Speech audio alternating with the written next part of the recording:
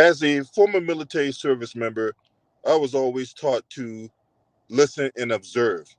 And after you gather enough information, you then formulate your assessment. So last year, when LeBron James broke the all-time scoring record, and there was a ceremony, and Anthony Davis elected to skip on the ceremony for whatever reason, whether it been, focusing on the game. I don't know. Whatever reason Anthony Davis had in his mind, the way he elected to skip the ceremony, he did. And as a result of that, the media really crucified Anthony Davis behind that. I mean, how could you not attend the scoring, such a momentous, history-making moment? We will never, ever see a moment like this ever again. I'm like, how could you do such a thing? I mean, that type of deal that was going on when Anthony Davis elected to skip LeBron James breaking the all-time scoring record ceremony.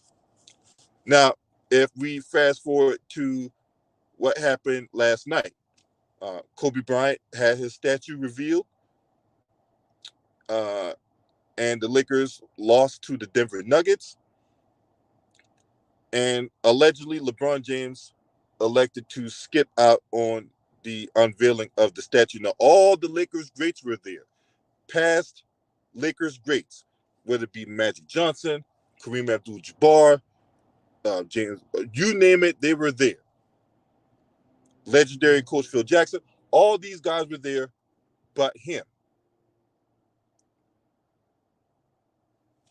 And somehow this gets no traction. This gets no attention. This gets nothing. Now, and before I continue on with this, right, I don't want nobody come here and calling me a fucking hater, all right, because I hardly even talk about this guy on my videos. And then when I do talk about him, more often than not, I'm defending him from white supremacists. And you Gawk 3000 members ain't nowhere to be found when I'm actually out here defending him. So when I'm criticizing him from a basketball aspect, this ain't the time for you to be coming in here shaking your ass all over the yard. If I see that bullshit in my comment section, I'm gonna bat your ass out of here. Now, the fact of the matter is, we've seen every Laker not named LeBron James been the subject of trade rumors and or firings. D'Lo getting traded. God dang on, Darvin Ham getting fired. Oh, the bench is not good. But before the season, you had all these media pundits and social media so-called basketball aficionados talk about, oh, this was the best roster ever created. Now they lose a couple games. Now they want people traded and the coach fired. I mean, how many more moves you gonna make? I mean, it was already bad enough that the god dang on GM and whoever else was doing everything they can to please this man. Every year, we trading whole half a team. And it's still not good enough. I mean, how many more players and coaches you going to blame before we even address the common denominator in a room?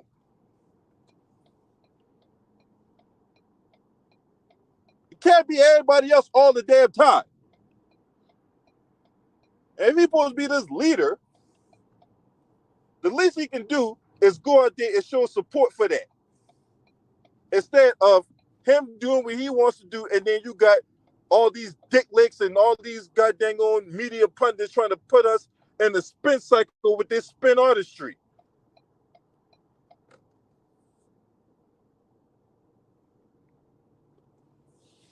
Then he went other teams' colors. I mean, what other player you know that's going to get away with wearing other teams' colors on top of their jersey or whatever like that? That's almost like a cardinal sin.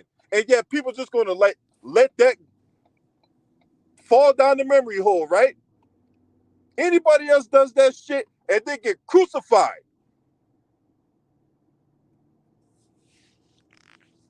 And if you want evidence of that, I remember a couple years ago when Victor Oladipo was a household name in the NBA, and I think he played for the Indiana Pacers at the time. And he asked somebody on the Knicks, hey, guy, can I come play for your franchise?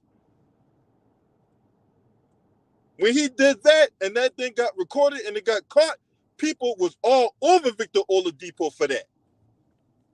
But this man could wear another team's colors, donning another team's towel,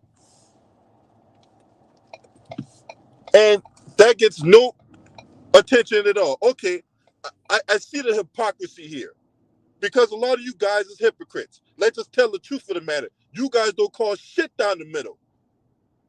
You guys don't call shit down the middle. You dick licks and you media pundits alike are a bunch of hypocrites. And as long as the hypocrisy benefits you, then it's okay. It's all good in the neighborhood. No journalistic integrity whatsoever. Just as long as you're able to come out on the right side, quote unquote, of the argument. This is bullshit. Because a lot of you guys wouldn't even tolerate that shit if it happened to you.